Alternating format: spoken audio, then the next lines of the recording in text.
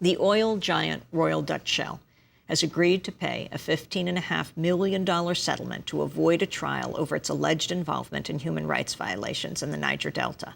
The case was brought on behalf of 10 plaintiffs who accuse Shell of complicity in the 1995 executions of Nigerian writer and environmentalist Ken Saro-Wiwa and 8 others.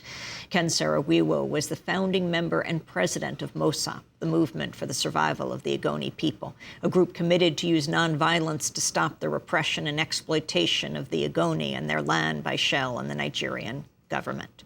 Shell was accused of working closely with and financing the Nigerian military government to brutally quell the peaceful resistance against its presence.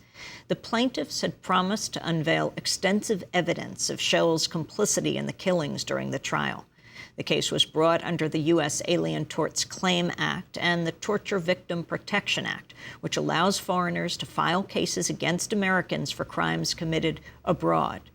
The settlement caps a legal battle that began 13 years ago, 1 year after Ken Saro-Wiwa's murder. The plaintiffs say they'll put $5 million of the settlement money towards a trust fund benefiting the Ogoni people. Shell did not respond to our interview request, but in a statement, the company said the settlement does not mean it admits to any wrongdoing.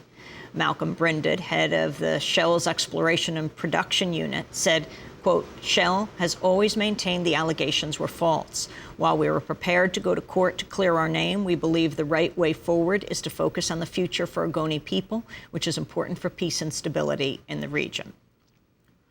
We now turn to Ken Wiwa, the son of Ken Saro-Wiwa, one of the plaintiffs in the case. He flew back to London on Monday after he and other plaintiffs finalized the Shell settlement. Democracy Now! Producer Aaron Mate spoke to Ken Wiwa by telephone shortly after the settlement was announced.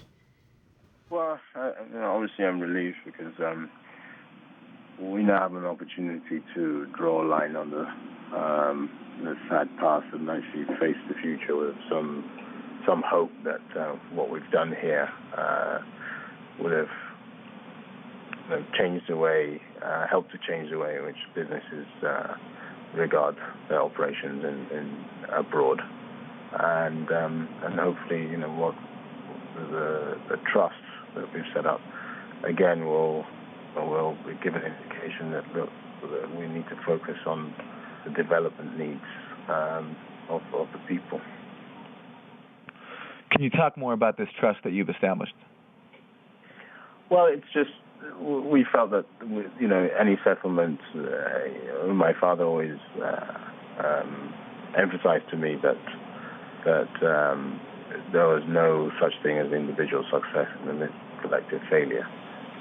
So when the settlement was being mooted, we felt that one of the things we had to ensure was that there was something given back to the community, because we were very much aware that this was not a class action suit. It was not a suit on behalf of the Ogoni. It was 10 private individuals who brought a suit against Shell for their private grief. And so, nevertheless, we felt that we wouldn't be satisfied unless we were able to give something back to the community. What do you hope to see done now in Nigeria? Well, it depends on, we've created, I think hopefully we've created evidence and example that with enough commitment to nonviolence and dialogue, you can begin to build some kind of creative justice. And we hope that people will take their signals from that and push for some similar examples of creative justice where communities and all the stakeholders where oil production is are able to mutually benefit from oil production rather than exploitation and degradation of the environment. Do you see this as an admission on Shell's part of a role in the killing of your father? Clearly, they would not have offered anything if they felt that risk wasn't there. For us, it's a moral victory. my father always said that they'll have their day in court. There are other court cases. Some are aiming to be certified as a class action suit, so this doesn't preclude that. But what it does do is that it shows that corporations cannot act with impunity in places like Nigeria. Finally, Ken-Wiwa, any last thoughts that you want to share with our audience as you complete this lengthy legal battle? It's very difficult just after you've spent 14 years, to mobilize your thoughts. It's been a long process. I mean, especially in the last 1 year and accelerated in the last 1 month. I've been trying to find a workable solution and an equitable solution to these issues for most of my adult life. 14 years have slipped by, and I seem to have done nothing else but organize myself, my family, orientate my whole being towards these kinds of to arrive at some kind of justice. And it's it feels as if I've reached a crossroads in my life, and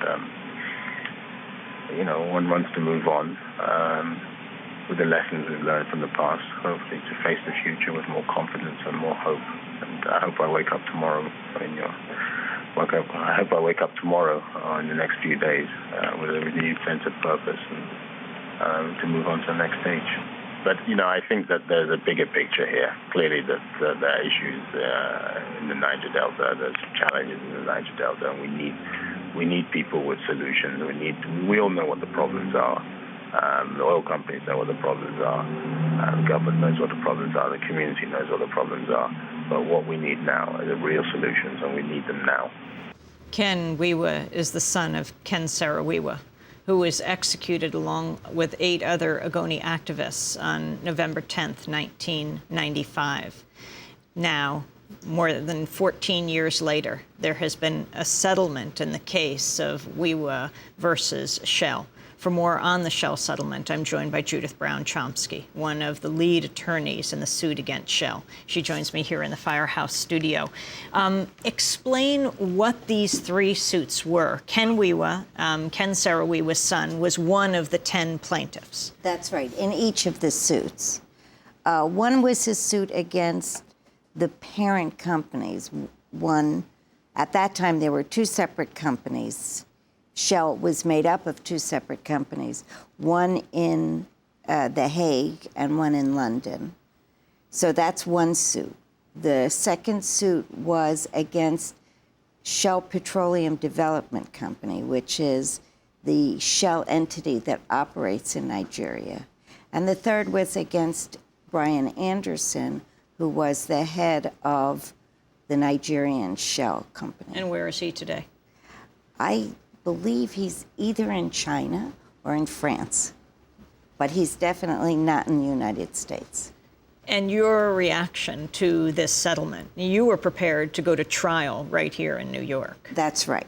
And of course, I mean, we're trial lawyers, so we're anxious to go to trial, but it was better for the plaintiffs to have this settlement. It was certainty and an end. It's been a very long and very difficult path for the plaintiffs themselves. We're going to go to break, then come back.